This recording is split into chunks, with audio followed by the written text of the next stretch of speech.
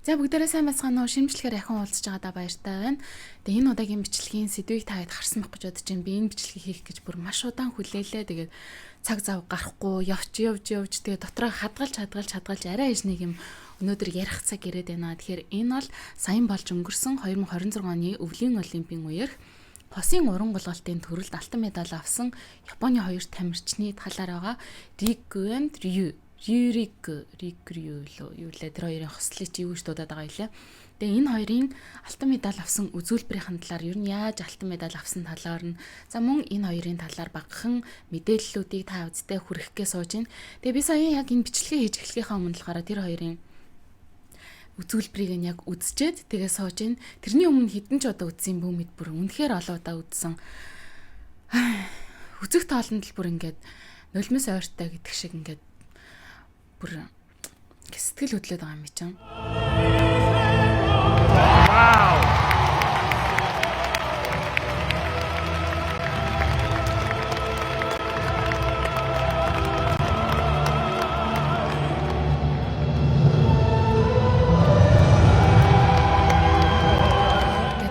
Гэсэндээ одоо надтай хамтдаа энэ бичлэгийг үзснийхаа дараа ахиад тэр хоёрын бичлэгийг үзээд хид удаа бараг үзэх болов гэж би бодож байна. За ямар ч лсэн гэсэн яг одоо би энэ бичлэгээ сайн үзэж агаад тэгээд төгсгөл хэсгийг нь үзэхгүй орхисон байгаа. Энэ хэсгийг ингээ харъя гэж бодож байна. Үнэхээр гоё үзүүлбэр болоод бууж ирж байгаа. За одоо ингээд оноогоо сонсох гэж байж байгаа байхгүй юу? Тэгээд яг энэ үед энэ эмэгтэй нь юу гэж хэлжсэн гэхлээр Шинзо Итай гэд хэлжсэн гэд өөрөө тэгж байгаа байхгүй юу? Зүрх өвдөд ингэж хэлжсэн. За энэ хэсгээс авахуулаад би яриагаа эхлүүлэе гэж бодсон. Яагаад энэ эмэгтэй ингэ зүрх өвдөж ингэж хэлсэн гэхлээр энэ одоо яг фри скейтинг гэд хоёр дахь саяхан гэд гулгаад бууж ирсэн энэ хоёрын энэ өндөр оноо авсан үзүүлбэртээ энэ хоёр дэлхийн рекордыг нэгдүгээр шинжилж байгаа. Хоёрдугаарт Олимпийн алтан медалийн болцлыг хангах оноогоо авч чадчих байгаа байхгүй юу? Олимпийн алтан медалийн болцлыг хангах юу ах вэ? Ер нь бараг тодорхой болж байгаа тэр оноог авч байгаа юм. Энийний өмнөх үзүүлбэр гэж байгаа. Одоо энэ хосын уран гулгалтын төрөлд чинь хоёр үзүүлбэр үзүүлж байгаа. Эхнийх нь болохоор богино үзүүлбэр гэж байгаа байхгүй short programming. Дараачих нь болохоор free skating гэдэг байгаа. Энэ хоёр энэ free skating дээрээ энэ өндөр оноог авж байгаа. Тэрний өмнөх short program дээр энэ хоёр баг за нэг одоо том алдаа гаргаад нэгэн дээр нэг жоох эвгүй байгаад баг л хоёр алдаа гаргаад энэ хоёр нэлээд бага оноо авсан баггүй. Тэгээд эннээсээ болоод энэ хоёр өмнөх өдөр нь бүр юм сэтгэл зүйн маш хүнд байдал байсан. За одоо энэ онооных нь задаргааг ингээ харах юм бол энэ хоёр 73 оноо short program дээр авсан. Тэгтэл хамгийн өндөр оноо авсан хүмүүс нь болохоор 80 оноо, 75 оноо гэх мэт өндөр оноонуудыг авсан байсан. Гэтэл энэ хоёр өмнөхдөрөө 73 оноо аваад за ер нь хэцүүдчлээ гэсэн бодолтой байсан. Ялангуяа эрэгтэй тамирчин болох Рю нь болохоор гээд short programming болсон оройн нь өөрөө би ингээд унтж байгаа юм шиг мөртлөө ингээд толгой үргэлжийн ингээд ажиллаад ерөөсөө ингээд унтж байгаа юу эсвэл унтахгүй байгаа юу гэдгээ мэдэж чадахгүй тийм хэмжээнд байсан гэж аахгүй. Тэгэнгүүтээ одоо энэ free skating болох өглөөнөөс нь авахуулаад өглөөний цайнаас авахуулаад ингээл уйлалаас гэж аахгүй юу. Яагаад гэхээр одоо тамирчид чинь энэ хоёр нийлээд одоо хамтдаа хосын төрлөөр бэлтгэгдээд яг 7 жил болж байгаа. Энэ 7 жилийн хугацаанд эрэгтэй тамирчин нь бол хизээч ингэж одоо уйлж байгаагүй гэж байгаа байхгүй. Ингэж их уйлж байгаагүй. Тэгээд тэр өглөөнөөс нь өглөөний цайнаас авахуулаад яагаад ч юм ингээл ерөөсөө уйлалсан. Тэгээ тэрийг нөгөө нэг коуч нь харж байгаа. Дээрэс нь нөгөө хамтарж байгаа одоо энэ Рик гэд эмэгтэй тамирчин нь харж байгаа. Тэгээ хоёулаа Рик одоо сэтгэл санаагаар ингээд маш их дэмжих гэж хичээжсэн ч гэсэндээ бүр нэг л болохгүйсэн гэж байгаа байхгүй.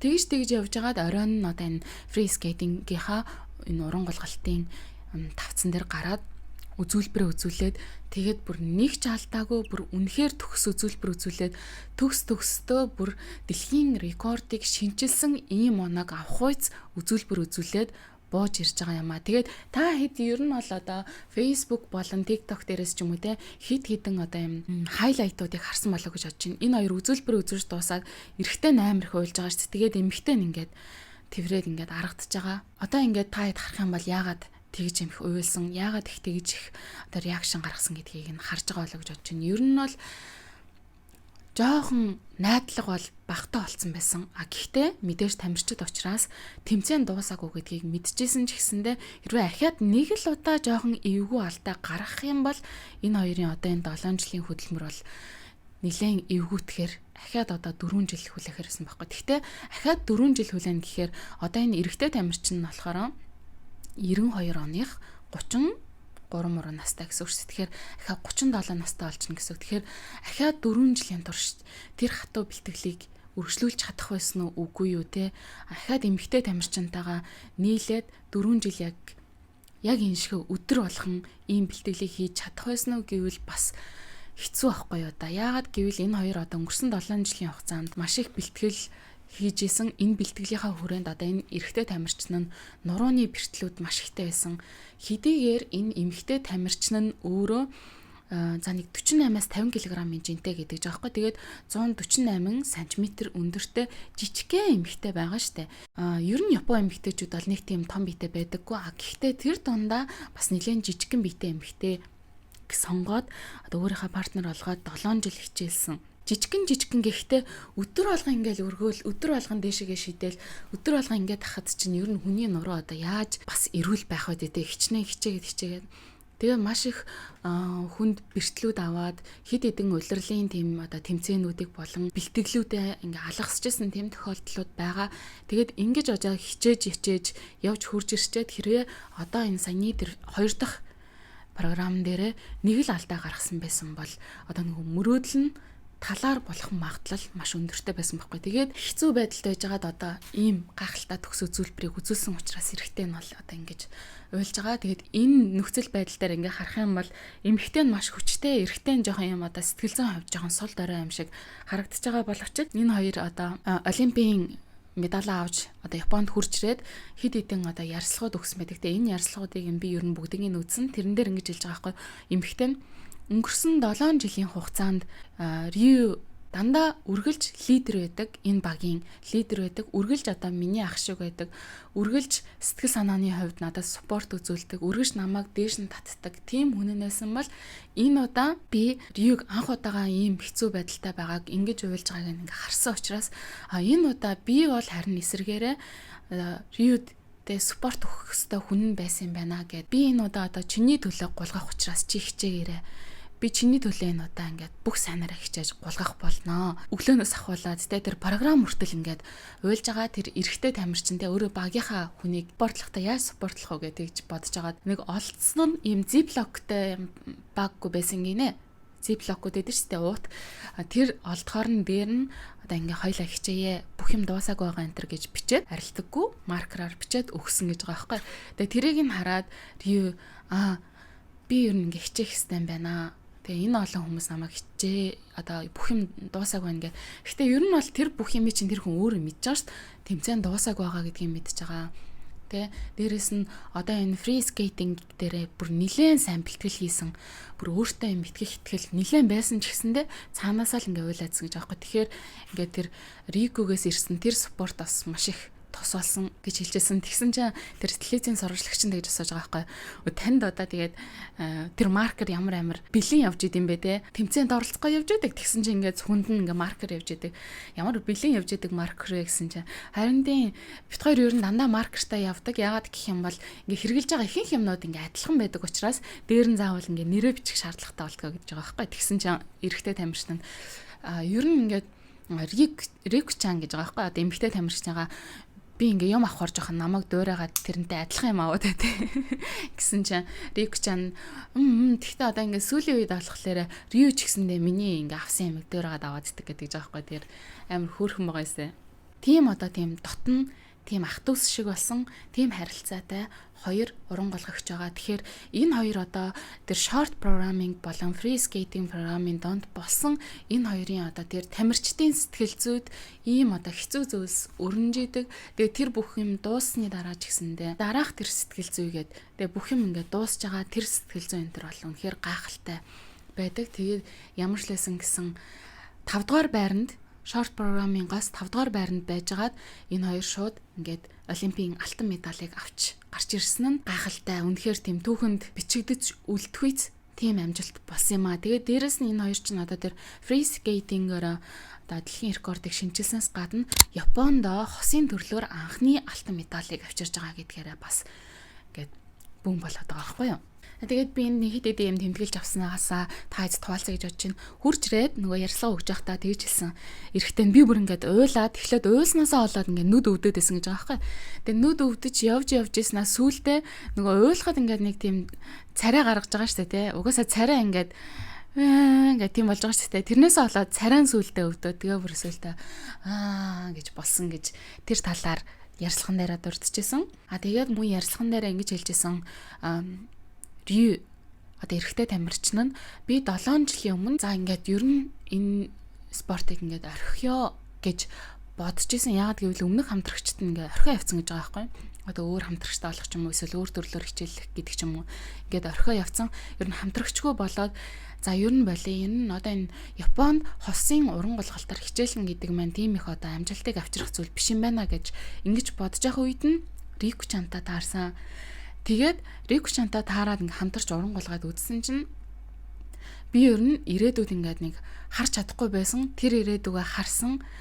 Тэр одоо үзэж чадахгүй байсан тэр юмаа яг үзэх юм шиг санагдсан. Тэр ирээдүг ингээ харж чадчихсан учраас энэ спортоо өргөжлүүлэхээр шийдсэн гэж хэлжсэн. Мөн энэ хоёр ярилцлагынхаа үеэр дуртай тийм тамирчин байгаа юу гэж тэгжсэн чинь одоо энэ олимпиад хамтран оролцсон хятадын хоёр тамирчин байгаа те. Суи болон Хан гэдэг байгаа. Энэ хоёр чинь 2022 оны Бээжингийн олимпиадаас алтан медаль авсан байдаг баг шүү.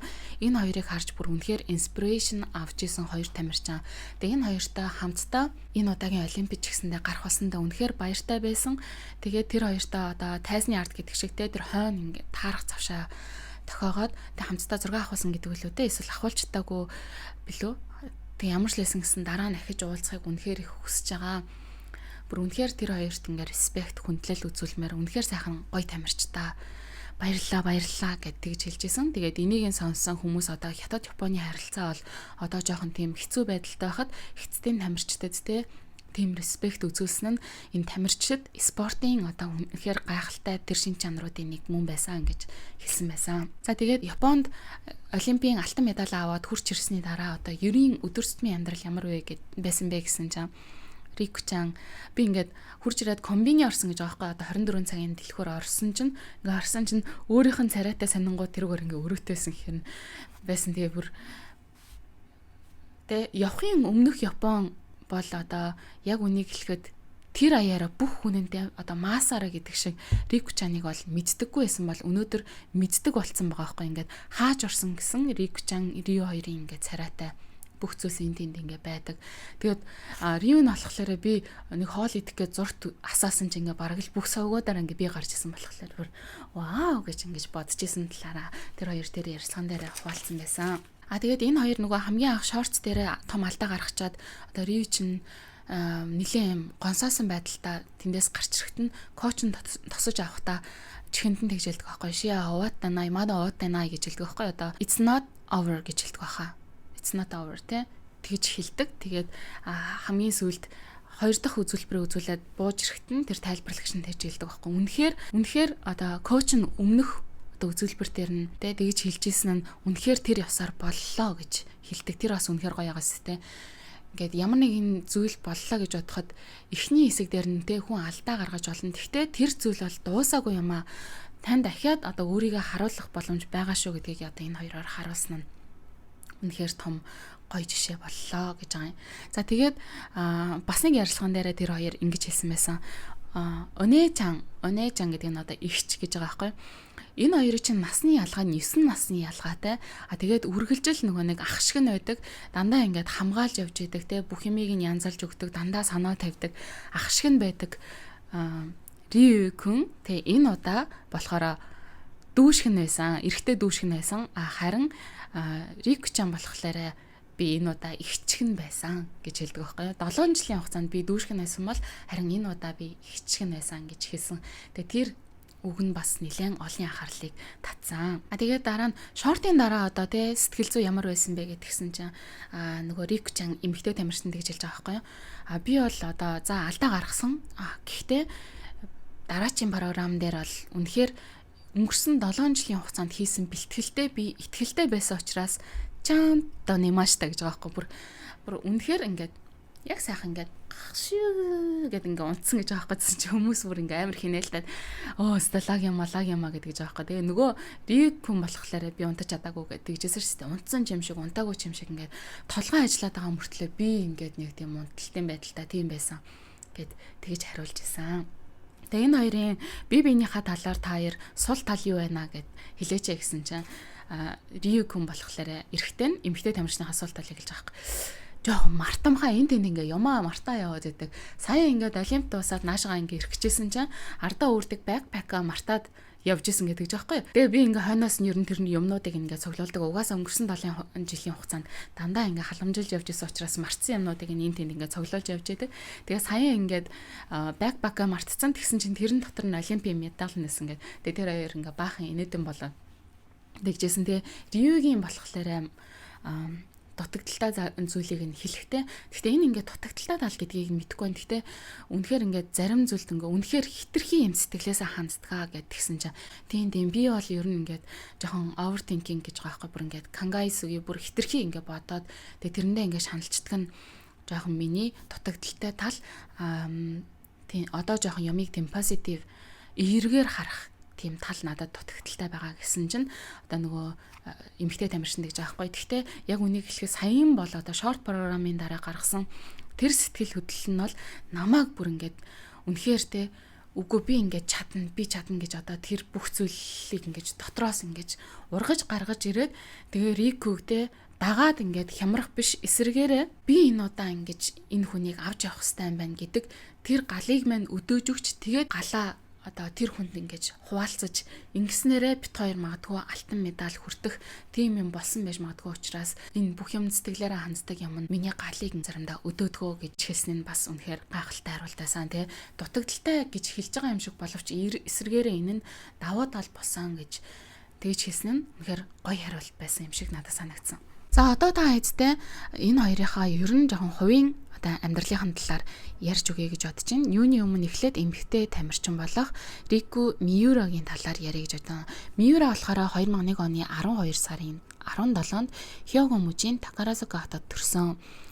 Тэгээ одоо болохоор Чукё гэдэг их сургуулийн спортын шилхууны их сургуульд суралцдаг. Тэгээд 2011 онд 10 настай байхдаа уран болгалтын спортоор анх хичээллэж эхэлсэн.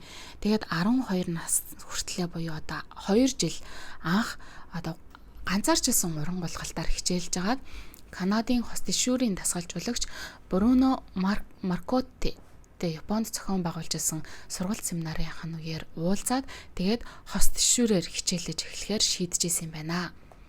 За өмнө хэлсэнчлэн 146 см өндөртэй 38-аас 40 орчим килограмм жинтэй одоо 25 настай ийм эмэгтэй тамирчин байна. Тэгээд анх нөгөө хичээлж эхлэх болсон шалтгааныг нэг одоо артикл одоо нийтлэлээр тэгж хэлсэн байсан.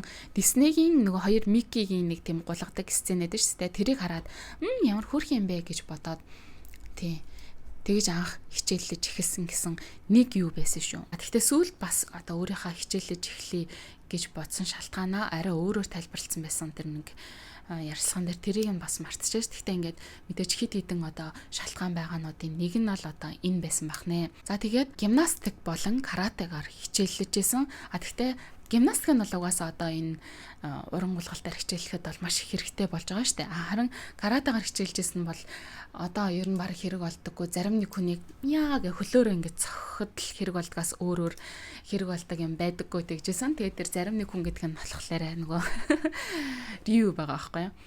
Тэгээд мөн аниме үзэх маш их дуртай. Тэгээ хамгийн анх болохоор Рю буюу одоогийн хамттай уран болгож байгаа багийнхаа тамирчныг ингээ анх харахад анхны сэтгэл нь жоохон амар байсан.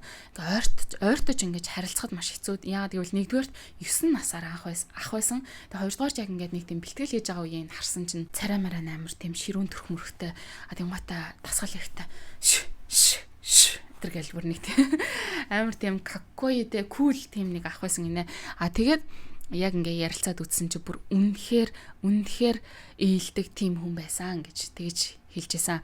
Тэгээ 9 насны зөрүүтэй байсан учраас ер нь ахч байсан дүүч байсан хамаагүй одоо шууд анх танилцж байгаа хүмүүс бол бие биетэйгээ шууд хүндэтгэлийн хэлээр ярилцаж эхэлдэг байхгүй. Тэгээ тэр хоёр нэг хэсэг нэлээд удаан хугацаанд бие биетэй хүндэтгэлийн хэлээр ярилцаж хагаад тэгээ Рюгийн зүгээс за чи ингээд намайг ахмах гэлтгүү те заавал 9 насны зөрүүтэй гэлтгүү хоёлаа одоо нэгэн тийм баг болж байгаа учраас хүндэтгэлийн харилцааг одоо ингээд төр зур болио гэд. Тэгээ Singles Inferno Enter дээр та хэд харж исэн бах ер нь одоо хүндэтгэлийн хэлээ болио Enter гэд.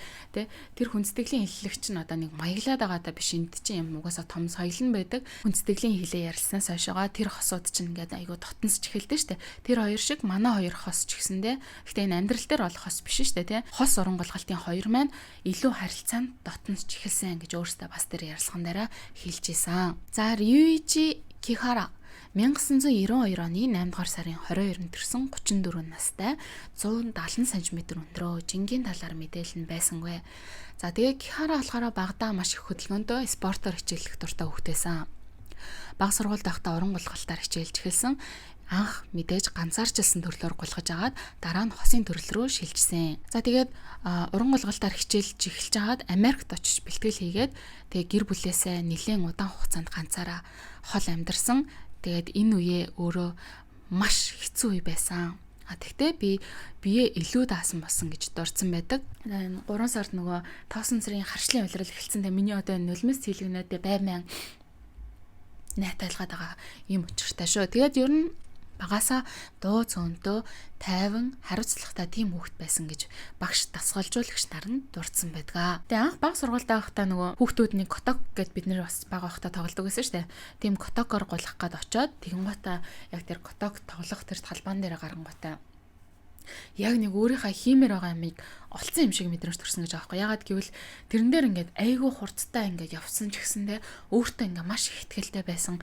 Ингээд эргэж мэргэж байгаа тэр мэдрэмжүүд ягаад ч юм бүр яг нэг айгүй амархан бүр нэг тийм смут хийгдээдсэн ингээд биетэн өөрөө нэг сувагдсан байсан юм шиг тийм чадвар ингээд өөрт нь байсан чадварыг анх удаага ингээ ашиглаж үзэж байгаа юм шигээр тэгэж анх удаа мэдэрсэн учраас урангуулгалтаар хичээлэхээр шийдэжсэн гэж тэгж хэлжсэн. Ryuгийн ингээд нүднийхэн талаар та хэд мэдээ сонсохыг хүсэж байгаа болоо гэж би бодож байна. Угаасаа энэ бол жоох юм бүтүүлэг яриа байж магадгүй ч гэсэндээ фэнүүдийн дунд ч гэсэндээ одоо Ryuгийн нүдний талаар таамаг төвшүүлсэн маш их тийм одоо сошиал дох хилцүүлэх гэх юм уу тийм болоо юм болоо гэсэн тиймнүүд байдаг.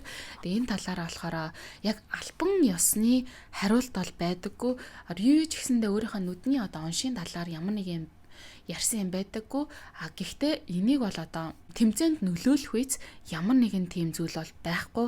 Одоо энээсээ болоод алдаа гаргаж байсан зүйл байхгүй. Оноо хасах тэр одоо амжилтанд нь нөлөөлөх тийм зүйл одоо гаргаж байсан юм нүднээсээ болсон тийм байхгүй учраас энэ бол энэ спортоор хичээлэхэд ямар нэгэн асуудалтай нүд биш ээ гэж байгаа юм. Гэхдээ яг хуу фэнүүдийнх нь хэлж байгаагаар нүд дотгошоогоо чиглэх одоо тийм онш гэх юм уу тийм байгаамаа. За тэгээ Ryuichi бол одоо нурууны бэртэлтэй бас нэлээд хид удаа тулж исэн. Энэ нь болохоор нэгдүгээрт ачааллын гаралтай өвдөлт гэмтэл. Өдөр болгон одоо эмэгтэй тамирчныг дээшээгээ өргөж шидэж байгаа. Тэрнээс болоод тэгээ дээрэс нь өргөөд нэг гар мараараа өргөж байгаа тийм юмнууд байгаа. Хоёрдугаарт нь ачаалал буюу одоо стрессээс үүдэлтэй байсан гэдэг ийм юм байсан. 2023 оны улирлын ихээр өвдөлт эхлээд тэгээ 2023-аас 2024 оны улиралд нурууны өвдөлт бэртэл нь бүрэн сэргээгүй учраас тэмцээний оролцоо нэлээд хид удаа тасалдчихсан гэсэн мэдээ байсан. Тэгэхдээ энэ үедээ бол мэс засалд ороогүй дандаа манайхаар бол одоо сэргээн засах эмчилгээ гэдэг шүү дээ. Тийм сэргээн засах эмчилгээ хийлгэж агаад нуруугаа сэргээж авч исэн тийм учиртай юм байлээ. За хэдүүлээ эргээд одоо хамгийн анхны дээр юуруугаа үзүүлбэрлэг орё гэж бодож чинь хамгийн ихний богино үзүүлбэр дээрээ энэ хоёр ямар алдаа гаргасан бэ гэдгийг та эцэд хальт тальт харуулъя гэж бодож байна. Дээшээгээ өргөө шиддэг баха. Тэр бичлэгийг би эргөө олохоо ажиллаа. Гэхдээ та хэд энд харуулъя. Дээшээ өргөж шидэд буухтаа яг ингээд гой барьж аваад, смут барьж аваад доошоогоо шууд ингээд цаашаа гулгуулад явах хэрэгтэй байсан боловч нэг жоохон эвгүй юм ташуу барьж авч байгаа нэг тийм юм байгаа. За ерөөсөө би хараад ирхий. Short програм дээр болохоор энэ хоёр чинь ийм улаан өнгийн хослолтой үзүүлж байгаа. Тэгэд энэ улаан өнгийн хувцастай байхдаа энэ хоёрын нөгөө эмэгтэйгийнхаа толгойг доош харуулад мөстөө хамгийн ойрхон тэр чи одоо үхлийн юу гэдэг лээ. Тэр нэг юм хийдэн штэ. Газартаа үнэхээр ойрхон байдаг. Тэрүүгээрээ бас уг нь нэлээд өндөр оноо авсан ч гэсэндээ яалтчгүй. Эвгүй алдаанууд ч яхаа гардгаа. Буулгахта тэр нэг эвгүй байгаа юмстэй. Энд чинь уг нь ямар ч юмгүй гарах хэрэгтэй байхгүй. Унж унагсан юм бол байхгүй. Тэгтээ нэг жоохон тийм жижигэн техникийн алдаанууд гаргасан. Тэр нь ингээд авч болох байсан өндөр оноог нь доошоо буулгаж байгаамаа. Эмэгтэй нь бол бүр үнэхээр яг ингээд шидүүлээд буухтаа бүр үнэхээр ямар ч гоё юм бэ те. Буухтаа ямар ч алдаагүй үнэхээр гоё цэвэрхэн гар мар. За ингээд иймэрхүү алдаанууд ингээд ямарчсан шорт програм дээр гаргаад оноогоо нэлээд бага аваад гарч ирж байгаамаа. Тэгээд дараачих дээр нэлээд том гоё юунуудыг хийдгээ. За хідүүлээ одоо энэ дээр яаж ийм том оноо өндөр оноог авсан юм бэ гэдгийг нь мэдхийн тулд одоо энэ юугаар нь оноонуудыг нь өгөөд байгаа юм бэ энэ шүүгчд гэдгийг нь жоохон ингээд мэдээд авал зүгээр юм болоо гэж бодож байгаа юм. Тэгээд энэ free skating гэдэг дээр болохоор одоо хідэн заавал хийх ёстой одоо элементүүд гэж байгаа юм л да. Энэ дээр нь жишээ нь twist lift гэж байгаа байхгүй. Эрэгтэй нэмэгтэйг агаарч идэж эргүүлэн барина. Level 1-ээс 4 хүртэл. Манай хоёр болохоор 4-ийг хийсэн гэж байгаа. Throw jump шидэлцтэй үсрэлт эрэгтэй нь эмэгтэйг шидэж эмэгтэй дангаараа үсэрч буунаа. Энэ дээр ингээд үнэхээр гоё цэвэрхэн буудаг угаасаа эмэгтэй нь. За pair lift хосын лифт буюу эрэгтэй нь эмэгтэйг толгой дээгүүрээ өргөн эргэлт шилжилттэй байж болно. Тэгээ энэ нь одоо эрэгтэйгээс маш их өндөр хүч хяналт шаарддаг. Тэгээ side by side jump хоёр тамирчин ижил үсрэлтийг зэрэг гүйцэтгэдэг.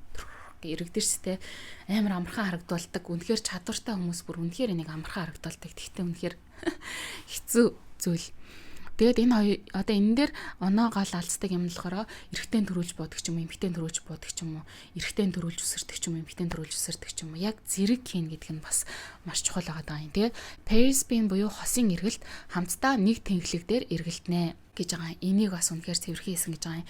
Хүлийн спираль гэж байгаа. Эмэгтэй мөсөнд маш ойрхон хэвтэй байрлалтай, эрэгтэй нь одоо түүнийг ингээд аваад эрэгдэгэ гэдэг гэж байгаа. Энээс гадна одоо ялалтын жинхэнэ түлхүүр нь юу байдаг вэ гэх юм бол одоо энэ элементүүдээр нүдэнд харагдаж гарт баригдахгүй тэр зүйлсүүд байдаг. Тэрэнд нь тэр урсгалыг одоо тасралтгүй явуулах те өсөрч буунгатаа нэг 0.1 тэдэн дойл ч юм уу те зогсоод үргэлжлүүлээ гулгах нь эсвэл ингээд баг буунгаа гулгалт нь ингээ үргэлжлээд ингээ явж яах нь гэдэг ч юм уу те ийм одоо нарийн юмнуудыг харах. Тэгээ тэр элемент хооронд шилжиж байгаа уян хатан байдал хөгжмөнтэйгөө яаж нийцж байгаа юм. Тэр хоёрын сэтгэл хөдлөл нь ямар байгаа юм. Бие биентэйгээ яаж одоо те chemistry гэж хэлээд байгаа шүү дээ. Ямар шүү одоо тийм холбоо харилцаа үүсгэж чадж байгаа юм. Тэр бүх юмнууд бие биенээ яаж мэдэрч байгаа юм. Нүүрний хувирал тэгээ тэр аяа яаж ойлгож байгаа юм. Аяа гэснээс энэ хоёрын тэр одоо сүулт үзүүлсэн ая чинь гладиаторын аян дээр хоёлоо гулгасан шүү дээ. Тэр аян бүр үнэхээр гэдээшээ ингээ хөөрөгдөг тийм гоё ая байсан. Тэгээ энэ бүх зүйлс нь дээр тэр өндөр оноог тэр хоёр авч байгаа юм аа. Тэгээд олон юм ярилгүй таад одоо ингээд энэ бүх зүйлсийг нь харсны дараа өөрөөсөө энэ хоёрын тэр хоёр үзүүлбэрийг нь ахин хэд хэдэ одоо үзэнч сэтгэлээ гоё ингэж хөдөлгөөрэй гэж хүсэх байна. Тэгээд энэ хоёрын бас медаль авч явахдаа гаргасан хэд хэдэн хөөрхөн хөвгчлөлтэй зүйлсүүд нь байсан. Жишээлх юм бол медаль аваад тэндээс ингээ буугаад хажуудаа ингээд аваа явж байгаа бичлэг байсан. Энийг нэг хүн би охиноо машинаас буулгаад цэцэрлэгт аваачих үеийн өдөр тутмын хөвшил маань байна гэсэн байсан. Угаасаа амар хөөрхөн жижигхэн болохоор яг тэгж харагдж байгаа юм сте. За мөн одоогоор хосын харилцаатай гэх мэдээлэл олон нийтэд батлагдаж гараагүй байгаа. Рикогийн зүгээс миний хамгийн ойр дотны ах шиг байдаг тийм хүн гэж хэлсэн. Тэрийг нь хүмүүс Рикуд одоо фрэнд зондуллаа. Тэ эрэгтэй нэмэгтэйдээ фрэнд зондуллаа гэж хэлж байгаа. Тэгээд энэ хоёрыг хурж ирсэнээс хойшоо за өвийн цэцгэгч компаниуд нь бол мэдээж том бэлгүүд өгсөн. Энэ тэмдгийн маш олон ярилцлагуудад орсон. Энэ хоёрыг бараг танихгүй хүн ховор болсон. Энэ хоёрыг хосууж юм болов гэж ярилцж байгаа ярианууд маш их байдаг болсон. Тэгээ ер нь бол одоо цаашдаа эрэгтэй нь бол коуч болж одоо энэ Японы хосын уран булгалтын төрлийн одоо энэ анхны алтан медалийг авчирсны хувьд цааш энэ төрлийг бол хөгжүүлэхийн төлөө бүх зүйлээ хийн гэж хэлсэн. Эмэгтэй ч гэсэндээ энийг нь дэмжинэ гэдгээ илэрхийлсэн. Тэгээд энэ хоёрт чинь бас 20 сая йен мэн гээл за ер нь бэлгийн цуваа бас үргэлжилсэн. Тэгээд мэдээж одоо энэ хоёрыг бол маш сайхан ирээдүйг хүлээж байгаа гэдэгт одоо тэг ихч миний зүгээс итгэлтэй байна. Тэг үнэхээр бахархсан, үнэхээр үзэсгэлэндээ гоё үзүүлбэрийг үзүүлсэн, үнэхээр сэтгэл хөдлөсөн тэр түүхийг бичсэн энэ хоёр доо. Тэг баяр хүргэе. Намайг мэдгүй ч гэсэн тий. За тэгээд нэг иймэрхүү байна. Энэ удаагийнхаа дугаарыг хэдүүлээ энэ түрээд өндөрлөө. Тэгээд ийм гоё мэдээг та хэзтэйгээ хуваалцах гад энэ гоё сэтгэлээ хайцтайгаа хуваалцах гад нэлээд удаан хугацаанд ажил амжихгүй завгүй байжгаад арай хийж нэг юм та хэзтэйгээ уулзлаа. Ингээд хэдүүлээ дараагийн бичлэгээр ирэх болцлаа. Түр баяртай.